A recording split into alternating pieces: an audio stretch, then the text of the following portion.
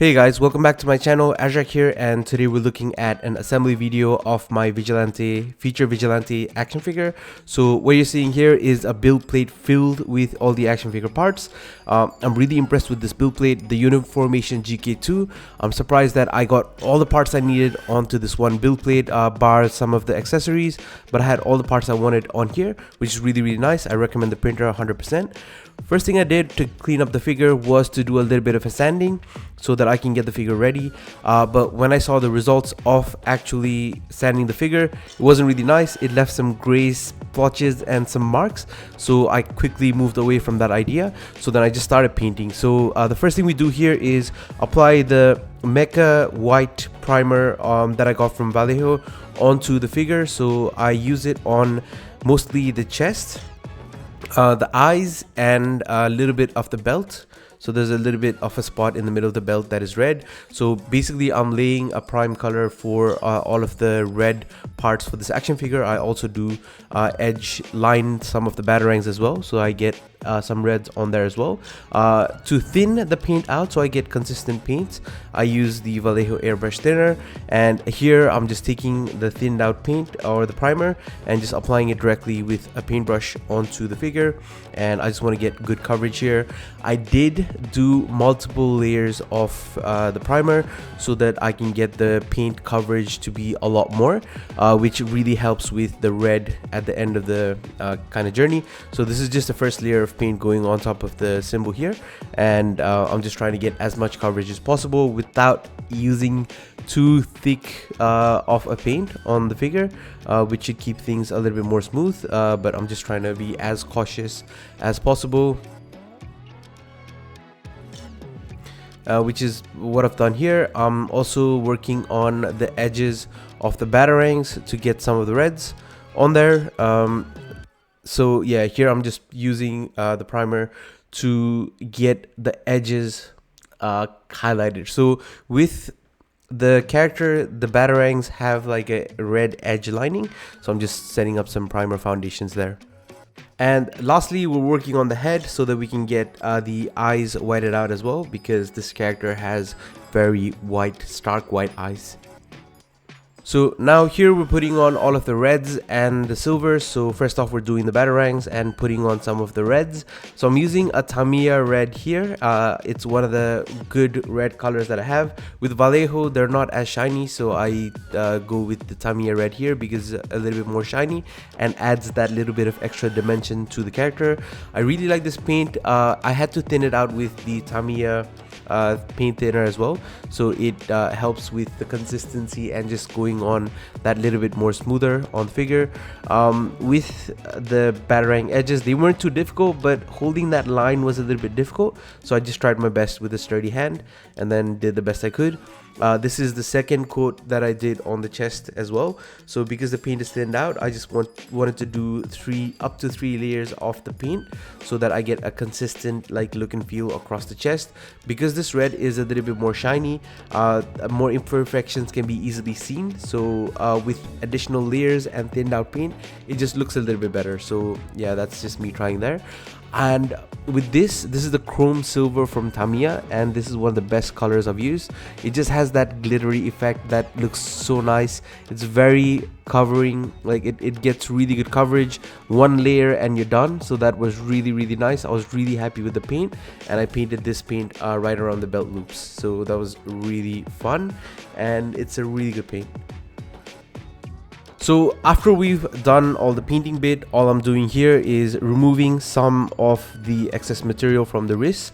So the reason I'm doing this is because when 3D printing, I overexpose my figures slightly so that there's more toughness to, or there's more friction to the joints and they stick a little bit more. But in doing that, all the gaps and the holes do tend to be a little bit smaller. So with the wrist pegs being so fragile, you need to loosen up some of the excess material from the holes so that the parts fit a little bit better. Here we have the figure completely laid out on in my light box, and I'm using this hairdryer basically to heat up parts so that I can put the action figure together. And so first off, we'll pick up the shoulder and the bicep. And what we want to do here is Heat up the bicep slightly so that the bicep can be a little bit more pliable and soft, which means that it will easily accept the peg that's on the shoulder. And this is after I've heated it up.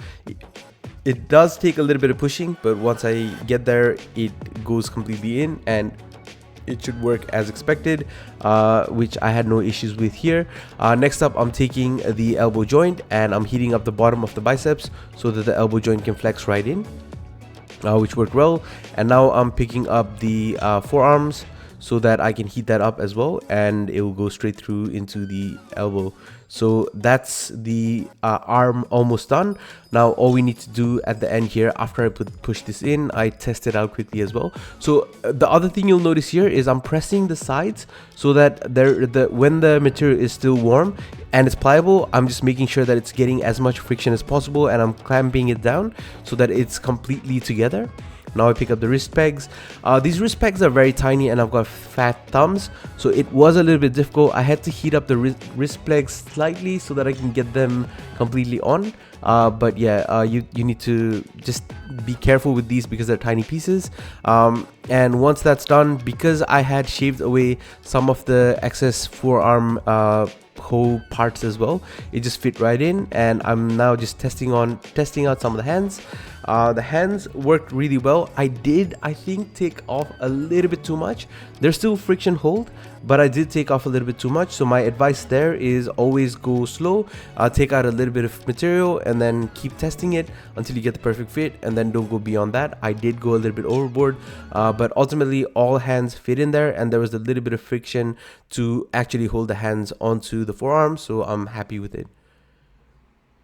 So once that's done, we take the peg that goes into the shoulder and put it into the shoulder. So all we need to do is heat up the shoulder, and then the peg should peg straight through. Make sure to press the sides so that you give it a little bit more friction, and it just stays in place a lot better, and then it'll hold poses a lot better. So here I've skipped me putting together the other side of the hand because it's basically just the same thing that we've done with the first hand, and then carried it over to the other hand. I'm still showing you guys the quick test that I'm doing with all the different hands that are replaceable, just so you know what it looks like. And also just to remind you again, use a Dremel bit, but don't do it too much. Don't go too far in. Do it a little bit, try the peg on, and then if it has enough traction but it's not too grippy, then move on. You don't need to scrape too much off, but just a reminder to not scrape too much off. So once the hands are done, we're ready for the legs. Legs are super simple, not too many parts to it. First thing we need to do is put the knees into the thighs, so simply just heating up the thighs. This is pretty easy because the thighs are bigger pieces. It's easier to warm up as well. And then the same thing with the calves. You just need to warm up the top bit, and then it should peg straight through, and then press the sides just to make sure that you're getting enough friction onto the figure. That's what I'm doing there, and then that's basically how it'll bend. So now we're ready to put on the toe articulation. Heat up the small toe piece, and then it should glide right onto the part because it's a little bit more pliable. Make sure you heat it up though, because on my last action figure I absolutely did not heat it, and then it kind of exploded, so that was bad. Here we're putting together the ankle peg, which is simple enough, and all we need to do is peg it straight through the leg, and then also put the feet on the leg, which is our leg done. So I'm just trying to make sure that everything's gone in well. For the leg, I did slightly take out less material from the leg, which is why it's a lot better than the hands, but because I'm not swapping out the legs, it just makes sense to not have them too loose anyway. And here we're picking up the other side of the leg, basically the left leg, and all you need to do here is the same stuff. So I've skipped a little bit of that, and then here I'm putting in the feet. That's basically the whole leg done on either side. I've just skipped the bits that you've already seen with the first leg, and I'm just testing out the tilt a little bit there, and then just the different parts. Next on, we can move on to the drop down mechanism that's within the trunks. The drop down mechanism, all it is a peg that's holding on two dumbbell kind of two peg kind of things that go in like this. So it's on either side so that it can go through each thigh kind of cavity, and then it will allow you to drop down. So there is a lot of effort required here, a little bit of muscle and a little bit of heat, and it should look like this. Use a table if you want to force things in, but be careful about like damaging a table. So use like a soft fabric or a towel or something that will just add that extra layer of safety to your bench. But then once that's done, all you need to do is push it right through the trunk piece there, and then glue it at the bottom if you want, but it can still work without gluing it because it's tight enough to fit. Here I've warmed up the thighs, and they basically slot right in to that ball peg that's coming out of the crotch piece, and the articulation is as you can see on screen here. So it's pretty simple. All you need to do is heat up the cavity, and then it doesn't need too much heat either because it's a larger kind of ball peg. It'll just peg straight through. And here we have the bottom half of future Vigilante done, which is pretty nice. So I'm just checking if you can stand here, and then if I have any issues, I'm a little bit cautious here because I don't want to break it, but then once I get like used to it, and once I'm more used to the figure, you can see that I ease up a little bit more. And in the articulation video that we're gonna do later on, it just I'm just way more comfortable. Here I'm taking the abdomen piece and pegging in the dumbbell joint. And that's pretty simple. You just need to heat it up a little bit, and then it should peg straight through. Use a little bit of muscle if required. And next we can take the neck and the body and just peg the neck in. So once the neck is in, we can put the neck peg in, which is the dumbbell that goes into the head as well. And this is again simply just a heat and pop, and you heat it and put it on. The head is the same thing. So I've heated the head here, put it onto the neck peg, and it should peg straight through, and it will stay on pretty fine. So that's the figure's head and body almost done. So I'm just here looking at things, making sure that everything's aligned. Yeah, and then now we can move on to basically getting the upper chest and the abdomen together. I've heated up quite a bit, and then I had to actually get behind the camera strength to actually push it in, so I couldn't get it done in front of the camera. So here you'll see a quick cut. I've taken it off camera and then pushed it in. So it does take a little bit of effort, but once it's in, it should be there really snug and sturdy. It shouldn't come off at any time, so it's really good, and it will give you a little bit of articulation as well. Next up, we're moving on to the shoulders. So this is the shoulder butterfly and the butterfly peg. Heat up the butterfly slightly, and then the peg just goes right in. You might need a little bit of fiddling. There's like two small holes inside that latches onto the two hooks that I put onto the peg, so it should go right on, and once it's on, it should stay there. Now here, the shoulder joint, I'm just heating it up. We're heating the peg, and then it should push right through, which is simple enough. I'm just trying to align it here, and this is the easy bit. Now once you've done that with the one arm, you can do it with the other arm as well, and both arms are pretty much done. Same thing. Now comes the tough bit. So the toughest thing here is actually, once the arms are done, putting it onto the body. So the way I do it here, I'll show you quickly what it looks like. There's two small pegs that are within the body, or there's a cavity within the body that you can actually peg these into.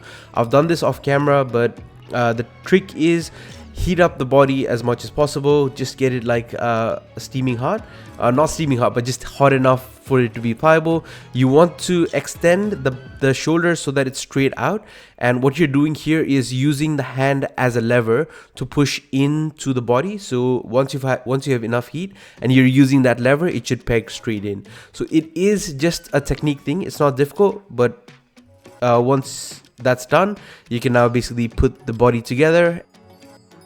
Alright, so here we have the figure all assembled, and I'll just quickly run you through all the details that I worked on for this figure. So the emblem in the center of the chest is a little bit raised. He has some facial features as well to make it a little bit more sharp and a little bit more like a mask. Although there are some key features like just as a base head sculpt that is still there. I tried to put in some different musculature on this figure so that the abdomen section and everything looks a little bit more squarish. My wife helped me with a lot of the sculpting on this figure, especially with all the muscles and the different muscle groups. So big shout out to her. She did a really good job, I think, but let me know what you guys think. That'd be really cool. I just want to know more about what you think in the comment section below. The belt is a separate piece, although with most of this character, the belt actually has, I think the pouches are actually stuck to the bodysuit rather than being a separate piece, but it just works a little bit better this way and it's easier to paint, so I did it this way. And I think it works. The gauntlet spikes or the forearm spikes, they're really sharp. So I really enjoyed that aspect of this figure. There's a whole bunch of musculature going on at the back as well, although there are some support dots. So for this figure, when I tried to take out the supports and kind of sand it, it does give it like a little bit of a less shiny, shimmery kind of finish. So I didn't want to do that throughout the figure because it would be very inconsistent. So I've left some of the support like dots there. The reason I did that is because the figure from the front mostly does not have any of the supports too visible except for on the forearms.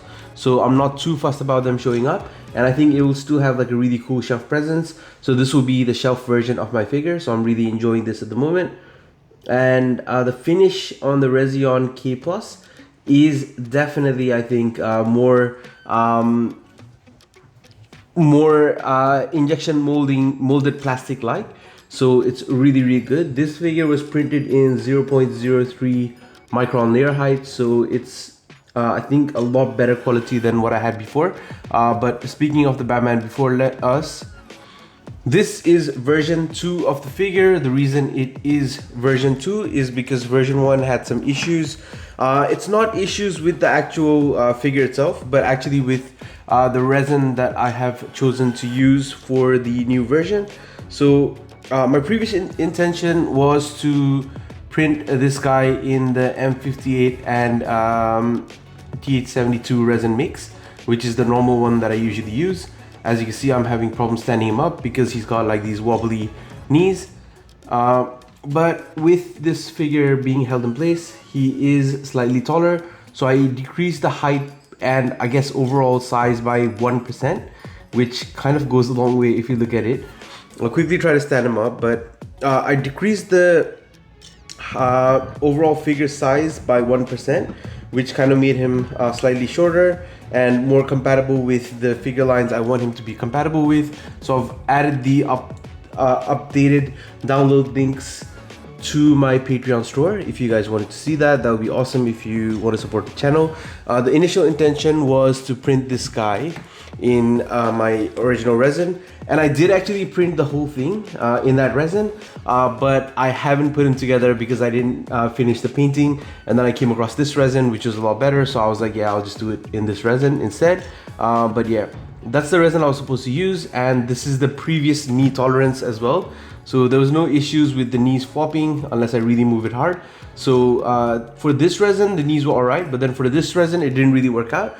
So with this resin in mind, I had to quickly do a quick update, and now the knees are much more sturdy.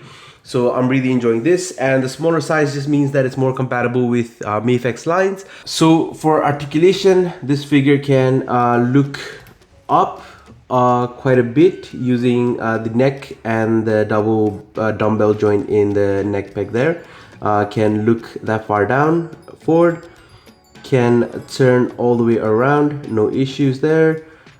Pivot side to side, also with the neck, so he can give you a little bit of an attitude or a pose, which is really nice. There is a shoulder butterfly in there, which is took time to engineer, but it works really well. It's based off of the Mafex kind of formula, so that works really well. The shoulder butterfly gives you plenty of range of motion and just unique things that the figure, along with other Mafex figures, can do, which I really enjoy.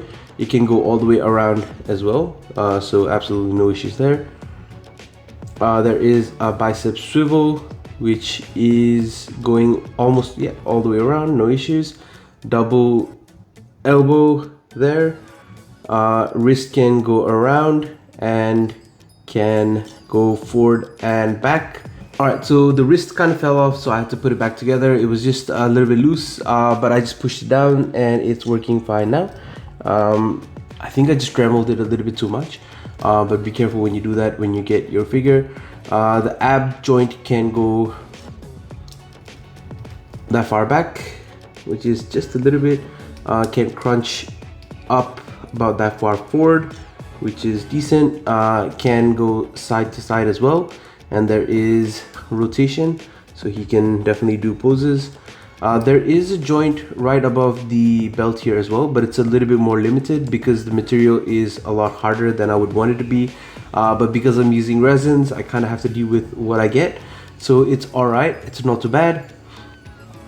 With the legs, they're on a drop down and they can kick out about that much. They can kick forward about that much, and that's with the drop down engaged. There's a double joint in the knees. And with the leg extended, we also have ankle joints, which can go that far forward and that far back. There's toe articulation, and there is ankle pivots. There you go. So ankle pivoting as well, which gives the figure a good range of motion. And I'm really enjoying, like, just because I created this, I think I'm really enjoying it. But let me know what you guys think in the comment section below, if you enjoy this or not. And yeah, it would be good to just get your feedback. But then that's the articulation. We'll quickly jump into some height comparisons. All right, so in terms of height comparisons, on the left here, we've got the DC Multiverse Mattel action figure, which was a really good Batman Beyond action figure for its time. But then, yeah, the articulation is a little bit dated, and there were some parts that just looked a little bit weird, especially with the forearms and the biceps, which a lot of people had something to say about. It was just designed a little bit weirdly. I think for the time and for what they did, it's still a good looking figure. Double jointed elbows would have taken this so much further, but it is what it is. That's the Mattel DC Multiverse figure, and here we've got the Todd McFarlane DC Multiverse Batman Beyond action figure. A lot bigger, 7 inches, so a lot out of proportion, but these two guys I think are more in line in terms of proportion as well. Alright, so now comparing my feature Vigilante action figure to the actual inspirations. On the left, we've got the Hush Superman action figure. I think this is a reissue, so he's a slight bit shorter. And on the right, we've got the Hush Batman first issue action figure. First issue being a little bit taller because of the dumbbell joint they use in the chest, I believe.